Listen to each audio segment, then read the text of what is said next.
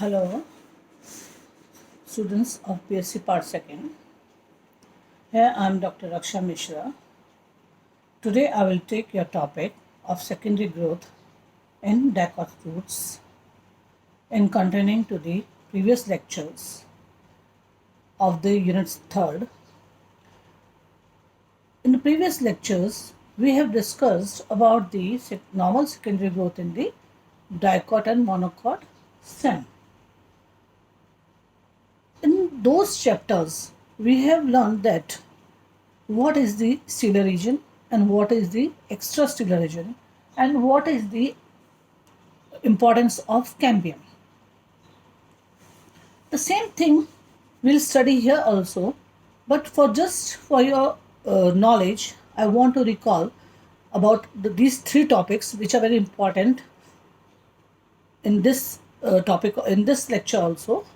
तो मैं पहले आप लोगों को ये बता दूं कि what is the stellar region और what is extra stellar region. Just एक रिकॉल है. तो स्टीलर रीजन जो होता है वो हमने स्टार्टिंग से ही पढ़ा था कि हमेशा जब हम ट्रांसफर सेक्शन काटते हैं तो सबसे बाहरी जो होता है रीजन वो होता है कॉर्टेक्स, एपिडर्मिस. हालांकि रूट में एपिडर्मिस नहीं होती है पर जनरल उसमें कॉर्टेक्स के बाद एंडोडर्मिस के बाद पेरिसाइकिल, और एपिडर्मिस से लेकर के एंडोडर्मिस तक का रीजन कॉर्टेक्स कहलाता है और ये रीजन एक्स्ट्रा स्टीलर रीजन भी कहलाता है. एंडोडर्मिस के अंदर एक सिंगल सेल्ड लेयर होती है, सिंगल लेयर होती है पैरेन्काइमेटस टिश्यूज़ की, जिसे हम पेरिसाइकिल भी कहते हैं, जो थोड़ा सा सिलेंड्रिकल होते हैं उसके सेल.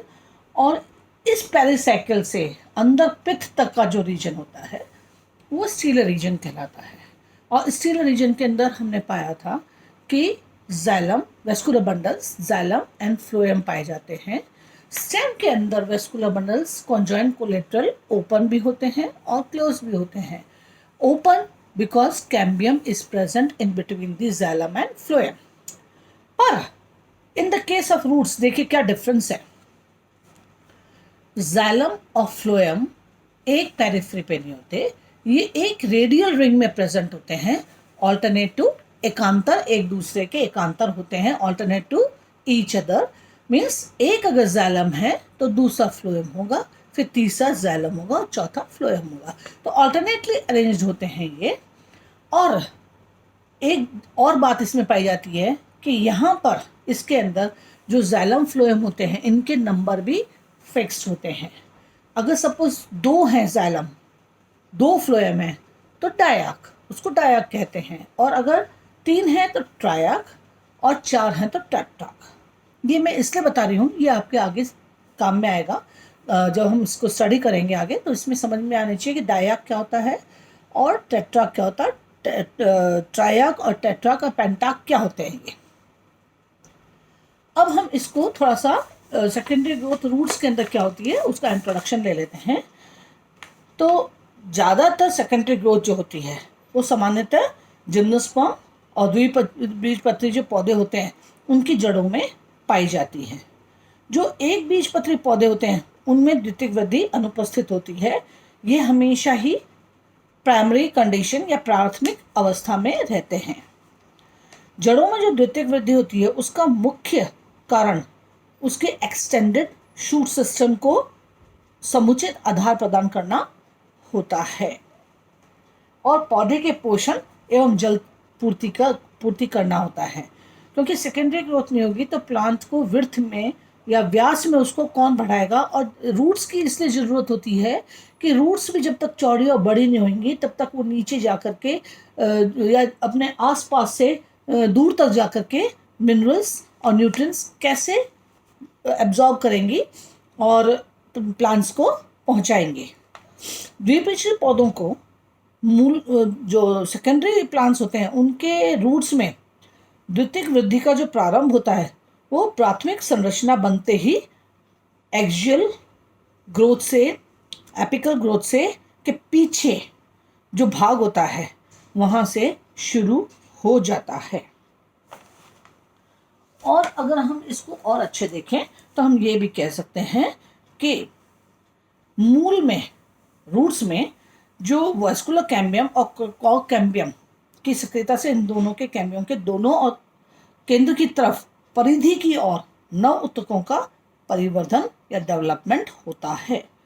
रूट एक्सिस की मोटाई या व्यास में वृद्धि, ये जो सेकेंडरी ग्रोथ होती है रूट्स में, वो रूट एक्सिस की मतलब मूल अक्ष की मोटाई में या व्यास में वृद्धि करता जाता है। अब हम आगे लेंगे कि कैसे होती है types of secondary growth in dicot root. वही same just like in dicot stem, दो तरह से, by the formation of the vascular cambium and by cork cambium. Secondary growth वही दो तरह से होती है। मैंने यहाँ डायग्राम बनाए हुए हैं, आप अच्छे से चित्र देखिएगा और समझिएगा कि कैसे होती है।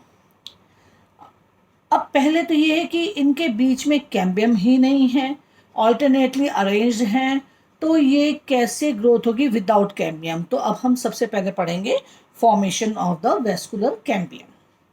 वेस्कुलर कैम्बियम कैसे बनती है वो देखेंगे। द्विबीजपत्री डाइकोटिलेडन रूट्स में 2 या 6 से या और भी ज़्यादा संवहन पुल पाए जाते हैं। पुलों के अंदर जो मज्जा अल्प विकसित अथवा अनुपस्थित होती है। द्वितीयक वृद्धि के शुरू होने से हरेक फ्लोएम पुल के ठीक भीतर की ओर, देखिए आप ध्यान से देखिए, फ्लोएम के अंदर की ओर मैंने एक डार्क लाइन बनाई हुई है। कंजक्टिव टिश्यूज जो होते हैं वो की जो इन कंजक्टिव टिश्यूज की जो पैरेन्काइमेटस टिश्यू सेल्स होती हैं, मृदुतक कोशिकाएं, वो विभेजोतक या मेरिस्टेमेटिक हो जाती हैं।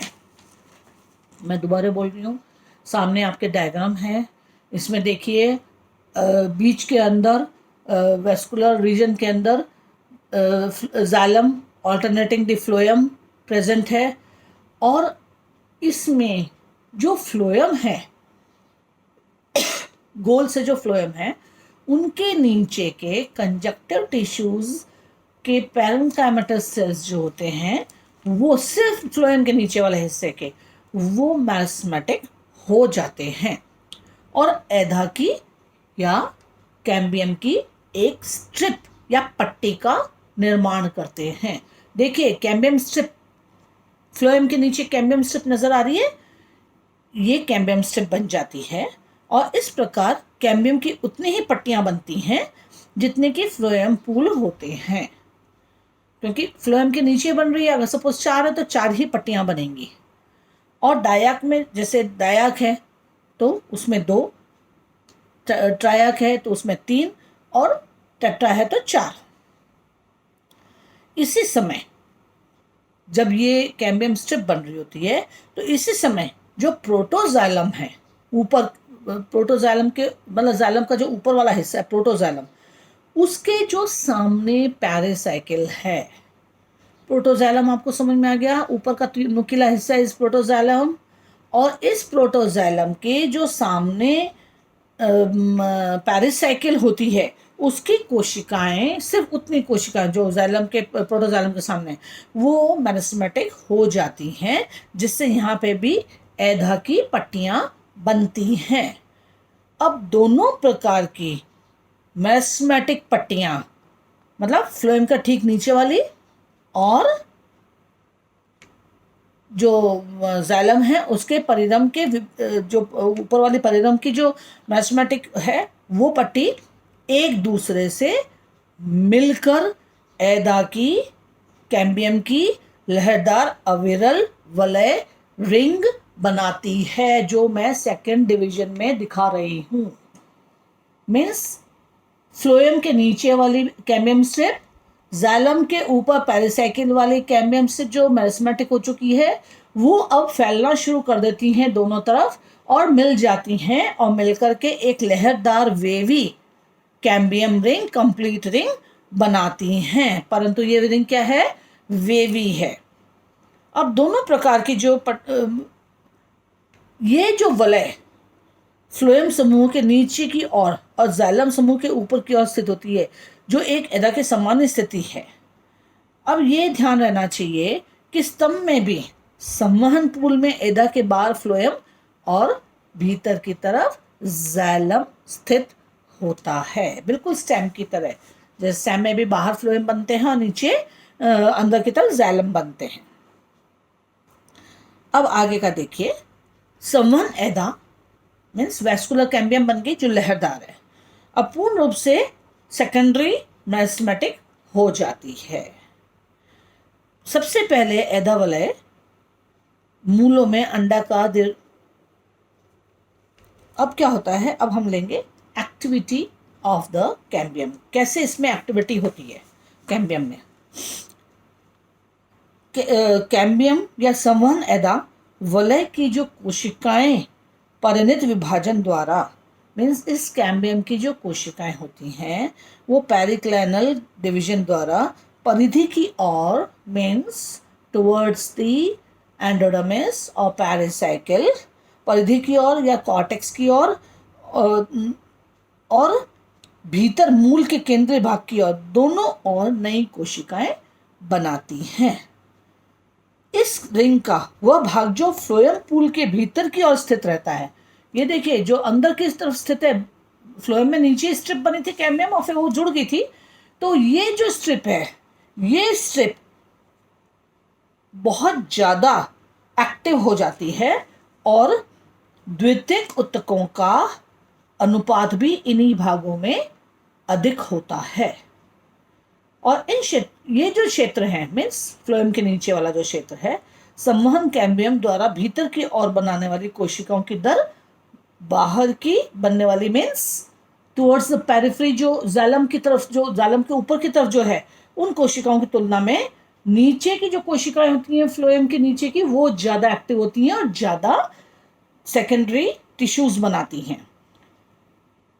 इसका क्या नतीजा होता है, द्वितीयक जाइलम का अनुपात means secondary xylem secondary phloem से अधिक होता है। ठीक है, इसके फलस्वरूप इसके बाद प्राथमिक फ्लोएम और इसके नीचे की एदा पट्टियां बाहर की ओर, अब नीचे जाइलम ज़्यादा बनने के कारण ये जो फ्लोएम है उसको बाहर की तरफ धक्का देती हैं, ज़्यादा बनती जाती हैं तो ये बाहर की तरफ इसको खिसकाने लग जाती हैं फ्लोएम को, जो मैंने थर्ड डायग्राम में बताया है। और ये प्राइमरी फ्लोएम एक दूर तक पहुंच जाता है और इस कैम्बियम की जो लहरदार कैम्बियम थी, ये कैम्बियम भी फ्लोएम की तरफ से ऊपर चली जाती है और एक कंप्लीट गोल रिंग कैम्बियम की बन जाती है। अब ये कंप्लीट रिंग बन गई कैम्बियम की, ये अब बहुत एक्टिव हो जाती है। जब ये कंप्लीट रिंग बन जाती है, थर्ड डायग्राम में देखिए, बिल्कुल कंप्लीट रिंग बन करके बहुत एक्टिव हो जाती है और अंदर वो बाहर की तरफ सेकेंडरी टिश्यूज बनाना शुरू कर देती हैं। ये कोशिकाएं डिवाइड होकर के अंदर की और अधिक अनुपात में ज़्यादा रेशो जो होता है वो सेकेंडरी जाइलम का और एधा के बाहर की ओर मीन्स परिधि एंडोडर्मिस या कॉर्टेक्स की ओर अपेक्षाकृत कम द्वितीय फ्लोएम बनाते हैं। ये सब चीज़ें स्टेम में भी थी। अब एधा की जो सक्रियता है अंदर की तरफ अधिक होने के कारण क्या होता है कि जो द्वितीय जाइलम होते हैं वो बहुत ज़्यादा अधिक मात्रा में बनता है और इससे यह द्वितीयक ऊतकों का मुख्य भाग बन जाता है, जो कि मूल के मध्य में एक ठोस सिलेंडर के रूप में धीरे धीरे क्या होता है कि जो ये जाइलम होते हैं सेकेंडरी जाइलम, ये प्राइमरी जाइलम ये अंदर की तरफ खिसकते चले जाते हैं और बाहर सेकेंडरी जाइलम ज़्यादा बनते हैं, बहुत ज़्यादा अत्यधिक उसमें बनते हैं। तो एक टाइम ऐसा आता है जिसमें पित्त गायब हो जाती है और completely they are filled with the primary xylem. मूल के केंद्र भाग में सबसे भीतर प्राथमिक जाइलम को धकेल, ऊपर से प्रेशर पड़ता है तो नीचे अंदर की तरफ जाता रहता है और द्वितीय जाइलम के दाब के कारण प्राथमिक जाइलम मूल के मध्य में आ जाता है और एक ठोस सिलेंडर बनाता है, जिसके फलस्वरूप छोटी मज्जा पूर्ण रूप से समाप्त हो जाती है। अब जो कैम्बियम की रिंग है वो बाहर की तरफ सेकेंडरी फ्लोएम को लगातार बनाते रहने के कारण जो प्राइमरी फ्लोएम है उस पर भी दाव पड़ता है। उस पर दाव पड़ने से वह भी परिधि की ओर खिसकती है और अधिक दबाव के कारण वो भी विघटित टूट जाती है। और तरुण मूल के अगर हम बिल्कुल यंग रूट्स का टीएस काटें जनरल उसमें, तो प्राथमिक फ्लोएम हमको विघटित, जगह जगह टूटी हुई या पिचकी हुई या थोड़ी छोटी छोटी, जो कि एक थर्ड डायग्राम में मैंने दिखा भी रखा है कि थोड़ी थोड़ी रही हुई है, वो पाई जाती हैं। ये सब था आपका secondary growth by vascular cambium.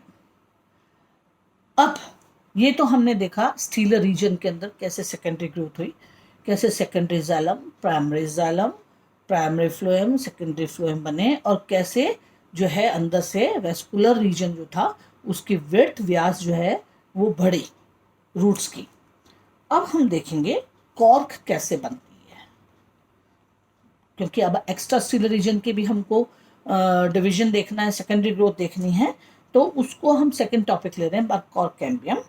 तो संवहन कैम्बियम जो होता है उसके रेगुलर, वेस्कुलर कैम्बियम के रेगुलर बनते जाने के कारण द्वितीयक संवहन उत्तकों के रेगुलर सेकेंडरी टिश्यूज बनते जा रहे हैं, वेस्कुलर टिश्यूज बनते जा रहे हैं, और परिधम से बाहर स्थित सभी भाग जो होते हैं, मीन्स कॉर्टेक्स, एंडोडर्मिस, ये जो पूरा भाग होता है इस पे बहुत दबाव पड़ता है, और मोटाई में होने वाली इस वृद्धि द्वारा बाहरी उत्तकों के दबाव के कारण जो एंडोडर्मिस है, जो कॉर्टेक्स है, और मूलीय त्वचा की जो कोशिकाएं हैं वो बिल्कुल स्पर्श रेखीय दिशा में चपटी हो जाती हैं, बिल्कुल एकदम पतली हो जाती हैं।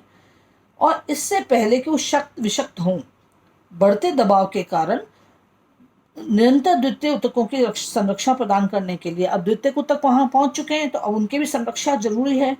तो कॉर्क व सेकेंडरी कॉर्टेक्स का निर्माण डेवलपमेंट शुरू हो जाता है।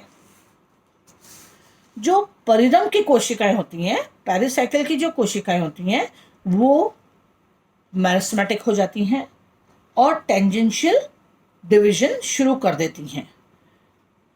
बाहर की तरफ फ्लोएम भी, और जो पौधों में बाहर की तरफ जो फ्लोएम था वो भी मेरिस्टेमेटिक हो जाता है, और इस प्रकार सेकेंडरी रूट्स में जो वेस्कुलर क्षेत्र है वहाँ एक विभेजोतक मेरिस्टेमेटिक रिंग बन जाती है, जिसे कॉर्क कैम्बियम कहा जाता है। वो मैंने इसमें बताया नहीं है आपको, डायग्राम मैं उसमें पीडीएफ में दे दूंगी। इस प्रकार कैम्बियम की उत्पत्ति स्टीलर रीजन से ही होती है। जो कैम्बियम रिंग होती है उसे फैलोजन भी कहते हैं। बाहर व भीतर दोनों ओर नई कोशिकाएं बनाती हैं ये। इसकी कोशिकाएं पेरिक्लाइनल डिवीजन द्वारा बाहर की तरफ कुछ कोशिकाएं की कुछ स्तर बनाती हैं, जिन्हें कॉक सेल्स कहा जाता है। वो जो बाहर की तरफ जो ये कॉक कैम्बियम जो बनाती हैं, सेल्स बनाती हैं, नई सेल्स, वो पेरिक्लाइनल डिवीजन द्वारा वो कॉक सेल्स में डेवलप होती हैं, और इन कॉक का जो और इसको कॉक या फैलम कहते हैं। कॉक कैम्बियम भीतर की तरफ वही पेरिक्लाइनल डिवीजन, परिणत विभाजन द्वारा सेकेंडरी पैरेन्काइमेटस टिश्यूज बनाती हैं, जिन्हें द्वितीयक वल्कुट के फैलोडर्म कहा जाता है। कॉर्क कैम्बियम जो कॉक कोशिकाएं होती हैं वो बहुत डेंस, बहुत चिपकी हुई और मोटी होती हैं, डेड होती हैं और भित्ति युक्त होती हैं। इनके अंदर इंटरसेलुलर स्पेस नहीं पाई जाती।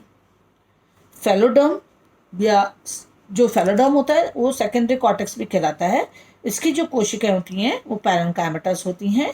इसमें हरितलवक नहीं पाए जाते हैं, और वेस्कुलर कैम्बियम द्वारा निर्मित द्वितीय ऊतकों के बढ़ते दबाव के कारण अंतःत्वचा और प्राथमिक वल्कुट की कोशिकाएं क्योंकि वो उन पर रेगुलर दबाव पड़ता है और पीछे धकेलते धकेलते एक चपटी या नष्ट हो जाती हैं और विघटित हो जाती हैं।